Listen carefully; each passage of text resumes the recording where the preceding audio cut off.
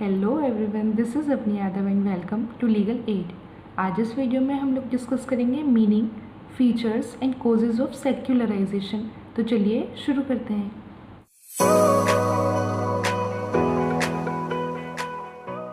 सबसे पहले देखते हैं meaning. In words of M.N. Srinivas, secularism may be defined as a process which indicates that whatever considered as religious previously is now ceasing to exist, and it also indicates a process of differentiation which means different aspects of society, that is socio, economic, political, are becoming discrete in relation to each other. M.N. Srinivas के according secularism एक ऐसा process है जिसमें जो हमारे religious beliefs थे, जो भी हमारा रिलीजन सिस्टम था, वो धीरे धीरे क्या हो रहा है, वो सीज़ हो रहा है। मतलब जो भी पहले एंशियंट टाइम में जिस भी चीज़ को हम रिलीजन मानते थे या फिर रिलीजियस बेसिस पे फॉलो किया जाता था, आज के टाइम पे वो धीरे धीरे ख़त्म हो रहा है और एक रेशनल थिंकिंग आ रही है। हर एक काम के पीछे रिलीजन का लॉजिक दिया जाता था कि मतलब अगर ऐसा करोगे तो ये चीज़ ऐसे हो जाएगी। लेकिन आज के टाइम पे क्या होता है कि टेक्नोलॉजिकल डेवलपमेंट की वजह से डिफ्रेंसिएशन का प्रोसेस शुरू हो गया है, जिसमें कि सोसाइटी में किसी भी चीज़ को सोशल, इकोनॉमिक और पॉलिटिकल एस्पेक्ट के थ्रू देखा जाता है। मतलब हर चीज़ में रिलीजन नहीं है।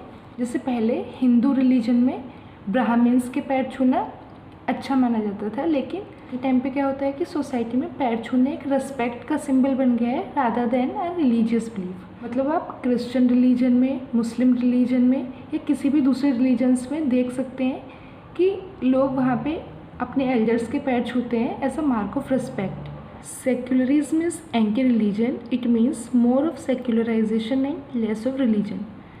सेक्युलरिज्म को आप बोल सकते हो कि मतलब ये एंटी रिलीजन है। मतलब जहाँ पर सेक्युलरिज्म ज़्यादा होगा, जहाँ पर रेशनल थिंकिंग ज़्यादा होगी। रेशनल थिंकिंग मतलब जब आप तर्क देकर के किसी भी चीज़ को सोचते हो, तो जहाँ पर भी तर्क, इंटेलिजेंस, साइंस और टेक्नोलॉजी ज़्यादा होंगे, वहाँ रिलीजन अपने आप धीरे धीरे कम हो जाएगा या फिर रिलीजियस बिलीफ खुद को एडोप्ट कर लेते हैं प्रेजेंट सोसाइटी की नीड के हिसाब से। इसके बाद हम लोग देखते हैं features. First is decline of religion. More secularization and less religion is a universal social law. Wherever the forces of secularization are high, religion loses its hold. इसका मतलब क्या है कि जहाँ पर भी सेक्युलराइजेशन ज़्यादा होगा, जहाँ पर भी सोसाइटी चेंज हो रही होगी, वहाँ पर रिलीजन अपने आप धीरे धीरे कम होता चला जाएगा। और ये एक यूनिवर्सल सोशल लॉ है। मतलब ऐसे नहीं कि ये सिर्फ इंडिया में हो रहा है, ये वर्ल्ड की कोई भी कंट्री अगर प्रेजेंट है और अगर वहाँ पे साइंटिफिक डेवलपमेंट हो रहे हैं, तो ये सेम प्रोसेस वर्ल्ड की हर एक कंट्री में हो रहा है। In modern society the course of things are guided by reason rather than religion. आज के टाइम पे क्या होता है कि सोसाइटी में जो भी चीज़ें चल रही होती हैं वो रिलीजियस थिंकिंग के बेस पे ना चल के रीज़न के बेस पे होती हैं। Second is process of differentiation. Increase in process of secularization indicates increase in the process of differentiation in various aspects of society. In modern society, an educated man considers economic, political, and social issues separately and do not mix them with religion, which used to create a source of confusion. For example, law cannot be understood on the basis of morality, and economic issues cannot be resolved politically. Process of differentiation क्या है? मतलब society में secularisation बढ़ने के साथ साथ process of differentiation भी शुरू हो जाएगा। प्रोसेस ऑफ डिफ्रेंसिएशन मतलब कि सोसाइटी में जो भी एजुकेटेड मैन है या फिर प्रेजेंट सोसाइटी में जो भी ह्यूमंस प्रेजेंट हैं, वो इकोनॉमिक, पॉलिटिकल और सोशल इश्यूज़ को अलग तरह से डील करेंगे और वो उसको रिलीजन के साथ मिक्स नहीं करेंगे। पहले क्या होता था कि कोई भी इश्यूज़ आते थे, फैमिली में कोई भी प्रॉब्लम्स हो रही हैं या सोसाइटी में कुछ भी होता था, तो वो जाके रिलीजियस स्क्रिप्चर्स और वेद्स, ये सारी चीज़ें देखते थे, उसके हिसाब से अपने इश्यूज़ को डील करते थे। लेकिन आज मॉडर्न सोसाइटी में जो भी ह्यूमंस हैं वो अपने सोशल इश्यूज़ को इकोनॉमिक, पॉलिटिकल और सोशल बेसिस पे देखते हैं, ना कि रिलीजन के बेस पे। आप लोगों ने भी देखा होगा कि बहुत सारे रिलीजियस बिलीव्स ऐसे हैं कि वो धीरे धीरे सोसाइटी में आ गए हैं, हम लोगों ने अडेप्ट कर लिए, हम उन बिलीव्स को फॉलो भी कर रहे हैं, लेकिन हमें उन बिलीव्स के पीछे का रीज़न नहीं पता है, क्योंकि रिलीजन धीरे धीरे क्या हो रहा है, सोसाइटी से ख़त्म होता चला जा रहा है। जैसे कि लॉ, मतलब कानून को आप मोरालिटी के बेसिस पे नहीं समझ सकते। हो सकता है कि जो सोसाइटी में मोरल है लेकिन वो लॉ में इमोरल है। मतलब कॉन्स्टिट्यूशनल मोरालिटी को ज़्यादा सुपीरियर माना जाता है as compared to social morality. जैसे कि पहले सती सिस्टम था, उस समय की सोसाइटी के अकॉर्डिंग मोरल था, लेकिन वो लॉ के अकॉर्डिंग इनह्यूमन था। And economic issues can not be resolve politically, और उसी तरह से जो भी इकोनॉमिक इश्यूज़ होते हैं उनको आप पॉलिटिकली रिजोल्व नहीं कर सकते। Third is reasonableness. An outstanding feature of secularisation is rule of the reason and discarding superstition.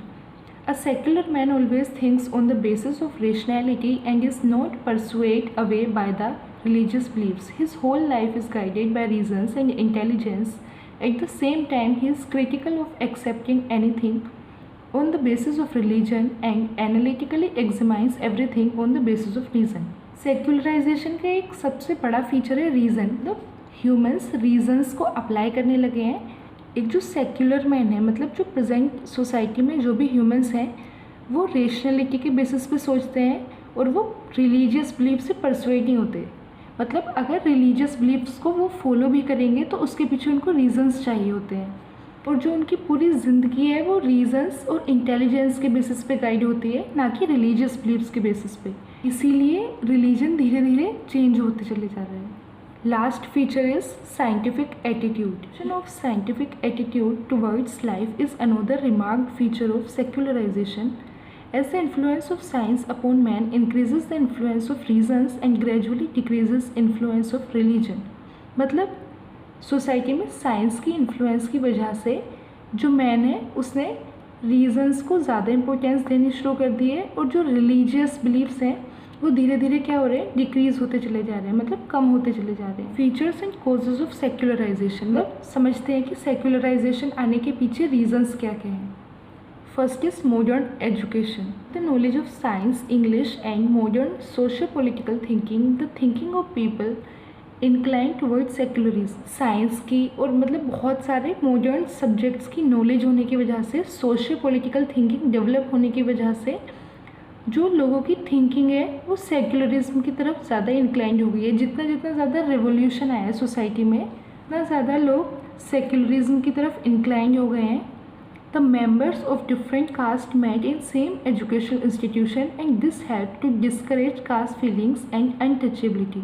Modern education ने किस तरह से सेक्युलराइजेशन में हेल्प की है, जैसे एक स्कूल में बच्चे जाते हैं तो वहाँ पर अलग अलग कास्ट के बच्चे सेम स्कूल में साथ में बैठते हैं, पढ़ते हैं, खेलते हैं, तो उससे क्या होता है कि जो कास्ट सिस्टम वाली फीलिंग्स है वो धीरे धीरे कम हो गई हैं, और अनटचेबिलिटी मतलब छुआछूत वाले जो इश्यूज़ थे वो पूरी तरह से ख़त्म हो गए हैं। तो एजुकेशन ने काफ़ी ज़्यादा बड़ा रोल प्ले किया है सेक्युलराइजेशन के डेवलपमेंट में। Second is development of means of transport and communication. Transport और कम्युनिकेशन के डेवलपमेंट की वजह से भी सेक्युलराइजेशन काफ़ी प्रमोट हुआ है। मतलब पहले इतने ज़्यादा रिलीजियस बिलीफ्स और सुपरस्टिशंस इसीलिए सोसाइटी में प्रेजेंट थे क्योंकि सोसाइटी बहुत ज़्यादा एक क्लोज सिस्टम था। मतलब वहाँ पे कम्युनिकेशन नहीं थी, ट्रांसपोर्टेशन सिस्टम नहीं था। मतलब जिस सोसाइटी में जिस भी बिलीफ को मान्यता दी जा रही थी उसको वो सालों तक ऐसे ही फॉलो करते थे, क्योंकि थॉट प्रोसेस का एक्सचेंज नहीं था। कम्युनिकेशन ने भी कहीं ना कहीं एक इम्पोर्टेंट रोल प्ले किया है सेक्युलराइजेशन के डेवलपमेंट में। Third is urbanization. In urban areas of country, it is almost difficult or impossible to separate people based on different caste and religion, which indirectly encouraged secularism. Urbanization मतलब जो भी urban areas हैं society में, जो भी शहर होते हैं या फिर डेवलप्ड एरियाज़ होते हैं, उनमें एक तरह से इम्पॉसिबल है लोगों को कास्ट के और रिलीजन के बेसिस पे अलग अलग करना, जिसने इनडायरेक्टली सेक्युलरिज्म को बढ़ाने में काफ़ी हेल्प की है। Fourth is social and religious reform movement. Raja Ram Mohan Roy, sir Syed Ahmed Khan etcetera led a number of social and religious reform movements which gradually encourage rational thinking. For example, abolition of Sati system in India. सारे social leaders थे जैसे राजा Ram Mohan Roy, sir Syed Ahmed Khan, इन्होंने एक बहुत बड़ा role play किया India से सती system को अबोलिश करने में, मतलब उसको ख़त्म करने में। Last cause for increase in secularisation is secularisation of Profession. In modern times, profession is chosen by people according to their own choices rather based on birth or caste as happens in primitive society. मतलब secularisation की help से, rational thinking की help से जो profession है वो लोग हर एक प्रोफेशन को अपनी चॉइस के हिसाब से चुनते हैं, ना कि उनके कास्ट और बर्थ के हिसाब से। पहले क्या होता था कि जो भी हमारे प्रोफेशंस होते थे, मतलब सोसाइटी में जो भी काम होते थे वो डिवाइडेड होते थे कि ब्राह्मण्स का ये काम है, शूद्रास का ये काम है और क्षत्रिय का ये काम है। लेकिन आज के टाइम पे जो प्रोफेशंस हैं लोग उसको अपनी चॉइस के हिसाब से चुनते हैं, ना कि अपने बर्थ या कास्ट के हिसाब से। पहले अगर आपका बर्थ किसी लोअर कास्ट में हो रहा था तो आपको सेम कास्ट का प्रोफेशन फॉलो करना होता था और आपके पास कोई चॉइस नहीं होती थी। लेकिन सेक्युलराइजेशन की हेल्प से चॉइस बेस्ड जो प्रोफेशन है वो धीरे धीरे प्रमोट हो रहे हैं और सोसाइटी से कास्ट बेस्ड जो भी प्रोफेशंस थे वो धीरे धीरे ख़त्म हो रहे हैं। तो आज की वीडियो में बस इतना ही। जल्दी से क्विक रिवीजन कर लेते हैं कि सेक्युलराइजेशन क्या था। प्रेजेंट मॉडर्न सोसाइटी ने रेशनल थिंकिंग और इंटेलिजेंस के बेस सोचना शुरू किया, जिससे रिलीजियस बिलीव्स और सुपरस्टिशियस बिलीव्स जो भी थे, जो भी अंधविश्वास था, वो धीरे धीरे सोसाइटी से कम होने लगा। सेक्युलराइजेशन के फीचर्स क्या क्या थे? सबसे पहले decline of religion, process of differentiation, reasonableness, scientific attitude. और उसके बाद हम लोगों ने पढ़े कॉजेज ऑफ सेक्युलराइजेशन। ऐसे कौन से रीजंस थे जिन्होंने सेक्युलराइजेशन की डेवलपमेंट में हेल्प की? तो उसमें था modern education, development of means of transport and communication, urbanisation, social and religious reform movement, और लास्ट जो हमने पढ़ा वो था सेक्युलराइजेशन ऑफ प्रोफेशन। तो इसी के साथ हमारा आज का टॉपिक यहीं पर ख़त्म होता है। आई होप सेक्युलराइजेशन आपको अच्छे से समझ में आया हो। अगर आप लोगों को कोई भी डाउट है तो आप लोग कमेंट बॉक्स में कमेंट कर सकते हो, फिर टेलीग्राम पे मुझे मैसेज कर सकते हो। टेलीग्राम का लिंक नीचे डिस्क्रिप्शन बॉक्स में है। So thank you everyone, thanks for watching this video.